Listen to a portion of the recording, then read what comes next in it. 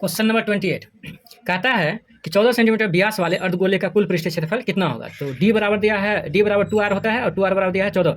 तो r का value निकालेगा, 2 से इसमें भाग दीजिएगा तो r का मान 7 निकल जाएगा। अर्धगोले का जो कुल पृष्ठीय अर्धगोले का देखिए यहाँ पर अर्धगोले का जो कुल पृष्ठीय क्षेत्रफल होता है वो होता है 3 pi R square, 3 pi R square. तो 3 इंटू 3 हो गया और पाई का मान 22/7 हो गया और आर का मान 7 है, तो 7 यहाँ 2 बार है, आर स्क्वायर तो 1 7 7 कट गया। तो यहाँ पर कितना हो 7 या 21, 21 गुना कितना हो गया 22, 21 गुना 22 कीजिएगा तो हो जाएगा 42 प्लस 42, तो 2 6 4, अब 662। अच्छा एक काम और भी, यहाँ पर जो है पाई को मान नहीं तोड़ा गया है, पाई का मान नहीं तोड़ा गया है, इसीलिए जो यहाँ पर गलती भी हो सकता है। तो 7 या 21, तो आपका जो है क्या आ जाएगा 7 या 21, 21 या 63, 63 पाई कहीं पर है नहीं है, 63 पाई कहीं पर नहीं है। तो 7 से 49, 49 गुना यहाँ पर 7 से 49, 49 गुना 3, 9 या 27 की 7 और 7 या 4 या 12, 12 2 14, 147 पाई होगा इसका आंसर, ये नहीं 147 पाई होगा। अब क्वेश्चन नंबर जो है 29 के विषय में देखता हूँ।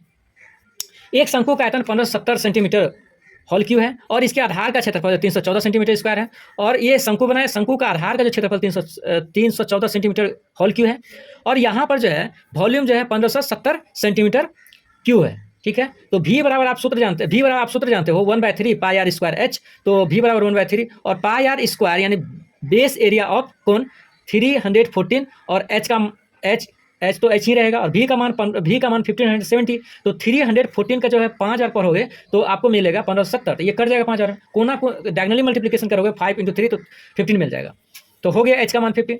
फिर जो है क्वेश्चन नंबर 13 का देखिए, यदि एक गोला की त्रिज्या 2r है तो इसका आयतन कितना होगा। तो गोला का जो वॉल्यूम होता है 4/3 पाई आर का होल क्यू, तो 4/3 पाई और आर का मान कितना हो गया 2r का होल क्यू, तो 4/3 और आर 2r का होल क्यू, 2r गुना 2r तो 800 कितना हो गया, इसको सोल्व कीजिएगा तो 8 आर स्क्वायर, तो 800 का 32 पाई आर क्यू बटे 3, तो ये हो गया आंसर।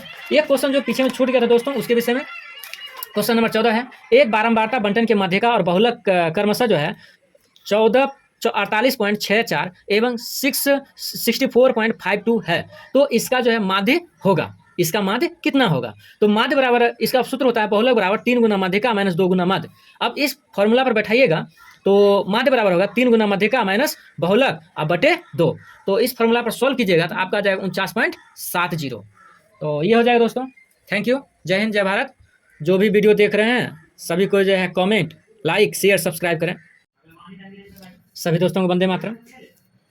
आज जो है हम लोग जो 10 क्लास का 2024 में फरवरी मंथ में जो एग्ज़ाम हुआ था, तो ग्रुप जी प्रश्न पेपर का 21 नंबर से 30 नंबर तक हम इसका व्याख्या देखेंगे और कौन सा ऑप्शन होगा उसके विषय में। खंड है सेक्शन ए मैथ, इसका क्वेश्चन नंबर ए है 21। क्वेश्चन नंबर 21 देखो, एक घनाभ की लंबाई चौड़ाई ऊंचाई क्रमशः 15 मीटर, 6 मीटर और 5 मीटर है। तो घनाभ का पार्श्व पृष्ठीय क्षेत्रफल, तो घनाभ का जो पार्श्व पृष्ठीय क्षेत्रफल का जो सूत्र होता है 2 × h bracket of l + b, और इसका जो है यहाँ पर 2 × h का मान यहाँ पर दिया हुआ 5 मीटर और l का मान दिया है 15 और जो है चौड़ाई दिया है 6 सेंटीमीटर। तो 15 से कितना हो गया 21 और 5 दूनी कितना हो गया 10। अब 10 को 21 से गुना कीजिएगा तो 10 को 21 से गुना कीजिएगा 210 आएगा, तो आपका 210 आंसर हुआ। अब चलते हैं पेज नंबर 22 पर। पेज नंबर 22 देखिए, 8 सेंटीमीटर भुजा वाले घन में 4 सेंटीमीटर भुजा वाले कितने घन बनाए जा सकते हैं। आपको क्या करना है, नंबर ऑफ स्मॉल क्यूब बराबर वॉल्यूम ऑफ ग्रेटर क्यूब और बटे वॉल्यूम ऑफ स्मॉल क्यूब। तो वॉल्यूम कितना होता है, ग्रेटर क्यूब का भी ए क्यू होगा और स्मॉल क्यूब का भी A2 होगा, तो इसको A1 कर देते हैं और इसको A2 कर देते हैं। तो इसमें जो है एक A1 का मान रखा जाएगा 8Q और नीचे वाला का मान रखा जाएगा 4Q। तो 8Q को 3 बार लिखेंगे और 4Q को भी 3 बार लिखेंगे और सभी को कटा देंगे, तो इसमें आ जाएगा 8 आंसर। तो आपका 8 आंसर होगा। फिर जो है पेज नंबर जो है 23, धातु के 3 घन जिनके किनारे 3 सेंटीमीटर, 4 सेंटीमीटर, 5 सेंटीमीटर को मिलाकर एक घन बनाया गया और नए घन का पार्श्व पृष्ठीय क्षेत्रफल क्या होगा। तो नए घन का पार्श्व पृष्ठीय क्षेत्रफल, ये 3 घन है, तीनों घन को मिला के, तो जो नए घन जो मिलेगा, नए घन का जो वॉल्यूम बनेगा वो बनेगा नए घन का वॉल्यूम कैसे निकलेगा, तो नए घन का वॉल्यूम V1 + V2 + V3 इस तरह से। तो यहाँ पर जो है V1 यहाँ पर हो जाएगा A1Q plus A2Q plus A3Q। अब ये इसका मान होगा A1 का मान होगा 3 का होल क्यूब हो जाएगा 27 और A2 का मान हो जाएगा 64 और A3 का मान हो जाएगा 125।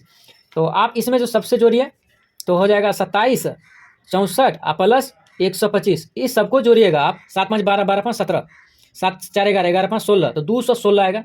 यही लिखा है नया क्यूब जो बनेगा वॉल्यूम ऑफ न्यू क्यूब का 216। और उसका ए निकालिएगा, ए क्यू बराबर भी हो जाएगा यहाँ, तो ए क्यू निकालिएगा तो 6 निकलेगा। और इसका जो पार्श्व पृष्ठ क्षेत्रफल निकलेगा, पार्श्व पृष्ठ क्षेत्रफल मतलब चारों दीवार का क्षेत्रफल, curve surface area of cube का जो सूत्र होता है 4a²। तो ए का मान 6 निकला है, तो ए का मान 6 निकला तो 4 गुना 6 हो जाएगा। तो सभी को गुना करके निकालिएगा तो आपको जो मिलेगा, आपको मिलेगा 6 चौक 24, 24 गुना 6, 6 चौक 24 की 4, 6 12 2 14, 144 मिलेगा। पेज नंबर जो है अब क्वेश्चन नंबर 24, क्वेश्चन नंबर अब 24 देखिए। दो बेलनों की त्रिज्याओं का अनुपात 2:3 और उनकी ऊंचाइयों का अनुपात 5:3। तो R1 बटे R2 बराबर 2/3 हो गया, यानी R का मान हो गया, R1 का मान 2 और R2 का मान 3, H1 का मान 5 और H2 का मान 3। तो अब बोल रहा है आयतन का अनुपात निकालने के लिए। तो आयतन का अनुपात मतलब V1 बटे V2। देखिए पाइप ये तो जानते करते हैं, बेलन का जो आयतन होता है, you know that the volume of बेलन πr²h। तो πr1²h और πr2²h2। तो यहाँ पर पाई तो कट ही जाएगा क्योंकि पाई जो है सेम होता है। तो R1 का मान कितना हो गया 2, 2 का स्क्वायर कितना हो गया 4 और H1 का मान कितना हो गया 5, 4 गुना 5। फिर R2 का मान कितना हो गया 3, तो 3 का स्क्वायर हो गया 3 3 9 और H2 का मान कितना हो 3। तो यहाँ पर देखिए 5 4 5 20 और 9 कितना हो गया 27। तो 20/27 जहाँ पर मिलेगा तो वही आपका आंसर हो जाएगा। अब जो है 25 नंबर का देखेंगे। एक बेलन का वक्र पृष्ठ क्षेत्रफल 1760 है, ठीक है। इसकी आधार की त्रिज्या जो है 14 सेंटीमीटर, आधार की त्रिज्या मतलब आर जो है आपका दिया हुआ है कितना है 14 सेंटीमीटर और 2πr दिया है 1760 सेंटीमीटर। तो हमको निकालना है क्या, एच का मान निकालना है। तो 2πr नीचे भेज दीजिए और यहाँ पर 1760 गुना 7। तो पाई का मान जानते हैं, पाई का मान क्या जानते हैं 22/7 होता है और आर का मान कितना है 14। इसको हटाइए पहले, तो 7 से ये कट जाएगा तो 7 ने 14, तो 2 गुना 22 गुना 2। तो ये 4 से कटेगा तो 440 होगा। 440 को फिर 22 से कटाइएगा आप तो 22 दूनी 44, 20 निकलेगा इसका आंसर। क्या बोल रहा है, ऊंचाई कितना निकलेगा 20। अब जो है क्वेश्चन नंबर 26 देखिए। एक धातु के पाइप की बाह्य त्रिज्या 4 सेंटीमीटर और आंतरिक त्रिज्या 3 सेंटीमीटर, तो इनकी लंबाई 10 सेंटीमीटर हो तो धातु का आयतन कितना होगा। एक पाइप की बाह्य, पाइप कैसा होता है बेलनाकार होता है और बेलनाकार का जो है बाह्य त्रिज्या जो है मतलब कैपिटल आर जो है आपका आर है बड़ी आर और स्मॉल आर जो मान लेते हैं आंतरिक त्रिज्या। तो इसका जो सूत्र होता है capital R² minus small r²। अब इस पर बैठाइए और गुना h कर दीजिए। πr²h मतलब ये एक क्या है, पाइप है, अंदर से खोल है, बाहर से सिर्फ कवर लगा हुआ है, बाहर भी खोल है। तो इसका होता है pi into capital R² minus r² into h, ये होता है वॉल्यूम। इस पर जो है कैपिटल R का वैल्यू रखिए 4 और स्मॉल r का वैल्यू रखिए 3। तो pi into 4² minus 3² into h का मान यहाँ पर दिया हुआ है 10।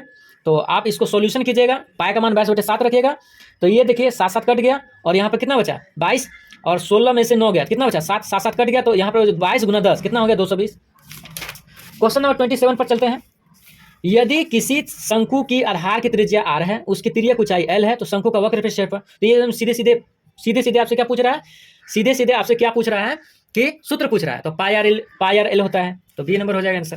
फिर जो है अब देखिए 14 सेंटीमीटर वाले अर्धगोले का कुल पृष्ठ, 14 सेंटीमीटर व्यास वाले अर्धगोले का कुल पृष्ठ क्षेत्रफल। अब देखिए व्यास का मतलब हो गया 2r, यानी कि डायमीटर दिया हुआ है d बराबर 2r, तो 2r का वैल्यू दिया हुआ है 14 सेंटीमीटर, तो r का मान निकलेगा तो यहाँ से 7 निकल जाएगा। तो अर्धगोले का जो कुल पृष्ठ क्षेत्रफल होता है total surface area of semi sphere, total surface area of semi sphere जो होता है 3π² होता है। यहाँ देखिए यहाँ से यहाँ तक का कितना होता है 2π² और एक वृत्त यहाँ पर भी बनता है तो ये होता है πr², 2πr² plus 1πr², 3πr² होता है। तो टोटल इतना हुआ